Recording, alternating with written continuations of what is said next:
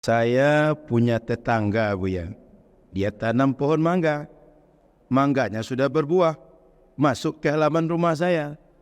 Bolehkah saya makan mangga yang masuk ke rumah itu, Buya? Semua kebaikan yang terjadi di sini akan mengalir kepada Anda.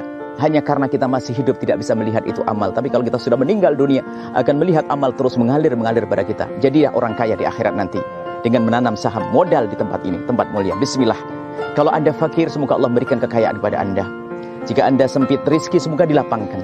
Yang sakit diberi kesehatan. Bergabunglah, niat bergabung. Sesempit apapun diri Anda, sesusah apapun diri Anda, niat bergabung. Semoga setelah itu Allah akan mudahkan pada Anda. Langsung pesantren Nurul Azhar yang kedua, sisihkan rezeki Anda ke Bank Rio Kepri Syariah. Nomor rekening 82021666661. Bank dan Bank Syariah Indonesia, nomor rekening 14766666666. Atas nama Yayasan Tabung Wakaf Umat. Anda hendaknya sertakan kode transfer atau langsung konfirmasi. Kode transfer 01 di akhir nominal transfer. Jangan berhenti sampai di sini. Ajak sahabat, kerabat, siapapun yang bisa Anda ajak. Kapan Anda mengajak, Anda mendapatkan pahala yang sama. Dia berbuat baik, Anda mendapatkan kebaikan. Dia belum berbuat baik, Anda mendapatkan kebaikan. Rugi kalau Anda tidak mengajak orang lain. Ajaklah sebanyak-banyaknya. Nuhibbukum fillah. Kami cintai Anda karena Allah. Assalamualaikum warahmatullahi wabarakatuh. Baik, pertanyaan ketiga, Buya. Saya punya tetangga, Buya. Dia tanam pohon mangga. Mangganya sudah berbuah. Masuk ke halaman rumah saya. Bolehkah saya makan mangga yang masuk ke rumah itu, Buya?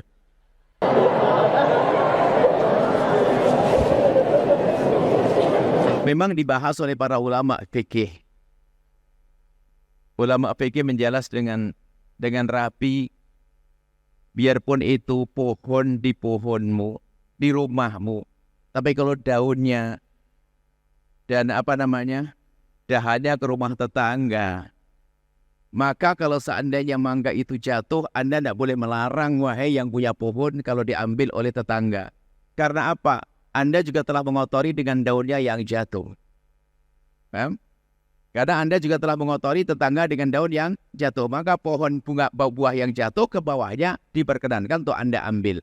Akan tapi sebagai tetangga yang baik, takut tetangga sebelahnya tidak mengerti, marah-marah, maka alangkah baiknya kalau ngomong, Bu, manggamu jatuh, boleh dah saya makan. Kan ngomong begitu kan enak.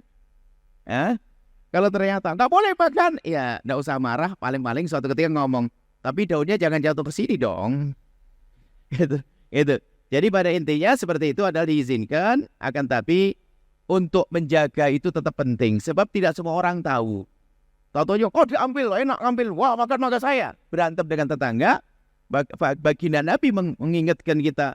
Dari malaikat Jibril berwasiat kepada baginda Nabi agar perhatian dengan tetangga, jangan sakit tetangga. Kemudian ada pendidikan lain lagi, bahwa jika Anda punya pohon, tolong perhatikan. Jangan sampai ada dahan-dahan yang menjorok ke tempat tetangga. Kalau ternyata menjorok ke tempat tetangga, Anda segera selesaikan.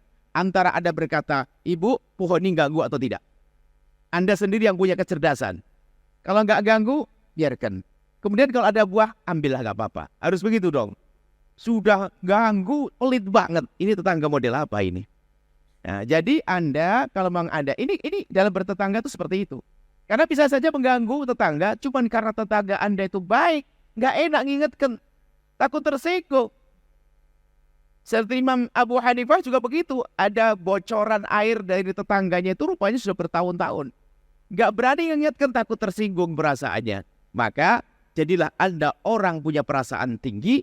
Kalau ternyata ada sesuatu yang masuk ke tetangga, selokan Anda ke tetangga, pohon menjorok ke tetangga, Anda yang sadar. Itulah akhlak mulia yang diajarkan Nabi sallallahu alaihi wasallam, man kana yu'minu billahi wal yawmil akhir falyukrim jarah. Harus minta izin ngomong kepada tetangga. Ya, biarpun pohon kan tidak bisa ditahan, dia jorok sana sendiri. Cuman Anda yang punya pohon bisa ngambil keputusan apakah dipangkas atau Anda berbicara kepada tetangga. Kalau tetangga mengatakan nggak apa-apa, ya nggak apa-apa. Cuman setelah itu kalau ternyata pohonnya diambil, ya nggak usah marah deh, Anda juga ngotori halaman tetangga seperti itu. Yang perlu ditekankan adalah bertetangga yang baik. Sebagai tetangga, kalau ada mangganya jatuh, jangan langsung main comot, tinggal ngomong. Sebagai orang punya mangga, ya jangan bilang saja, langsung aja. Ambil saja ibu, nggak apa-apa. Jadi kita perlu bahasanya terbuka dengan tetangga, itu lebih indah daripada ngedumel, ternyata ngobongin, gunjing, maka tambah dosa dan tidak indah, dan Nabi murka dengan orang yang bermusuhan dengan tetangga. Allah alam bisawab. Ya, jika seseorang bekerja di perusahaan swasta, mendapat fasilitas dari perusahaan berupa uang sewa rumah, tiap tahunnya misal 20 juta. Tapi karena pandai nego, 18 juta misalnya Bu ya. Ada lebih 2 juta. 2 juta tak kembalikan ke perusahaan. Gimana hukumnya ini Bu ya? Tinggal yang harus kita perlu jujur. Kita perlu bangun kejujuran dengan siapapun. Biarpun dengan ibu Anda sendiri. Mohon maaf. Biarpun dengan suami Anda sendiri. Berlatih jujur itu penting. Bahkan dari kecil. Anak kita ajari jujur, kita latih. Mungkin kita ajari anak kita untuk belanja. Kita tahu harganya adalah 9.500. Kasih duit 10.000. 500-nya di mana? Sebab jujurnya ada satu sifat yang sangat menonjol pada seorang baginda Nabi Muhammad SAW. Dan kita harus jujur. Nah, termasuk dalam hal-hal semacam ini. Kalau orang tidak biasa jujur, jadi apapun jadi jelek nanti. Jadi pengurus masjid, bohong.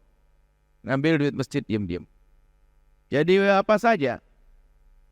Bisa saja nanti ke rumah makan bawa, yang dari biasanya ada ke rumah makan, itu minta bawa karyawan yang lain. Misalnya ada makan bersama di sebuah resto. Dia mintanya kwitansi kosong. Kwitansi kosong. Bahkan kalau tidak dikasih sama rumah makannya ngancam. Nanti tidak kesini lagi.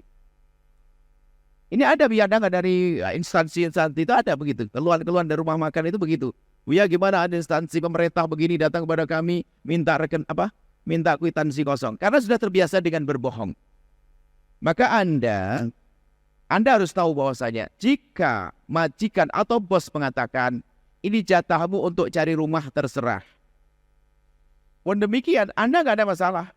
Anda cari rumah yang paling nyaman. Kemudian setelah memang ada kelebihan Anda sampaikan. Bos kalau lebih bagaimana nanti? Kalau mengatakan apa-apa buat kamu halal. Ngomong gitu saja. Kalau sudah tidak berani ngomong sebetulnya ada kekotoran di jiwa kita. Tujuan kan kita sudah dapat gaji. Kita dapat gaji yang resmi. Kemudian juga dapat jatah rumah. Ada kelebihan. Kenapa kita terlamak banget dengan seperti itu? Kita tinggal ngomong bahasanya bos ada kelebihan. Itu adalah kekuatan dan kejujuran. Ini penting sekali jujur itu. Dan itu adalah kemuliaan. Kalau ternyata bos mengatakan, jadi kembalikan tidak ada masalah. Rumah sudah Anda dapat kok. Dan memang aslinya jatah untuk rumah, kenapa pusing? Kalau ternyata dikasih kepada Anda, alhamdulillah lumayan. Nah, seperti itu. Jadi yuk kita biasa jujur.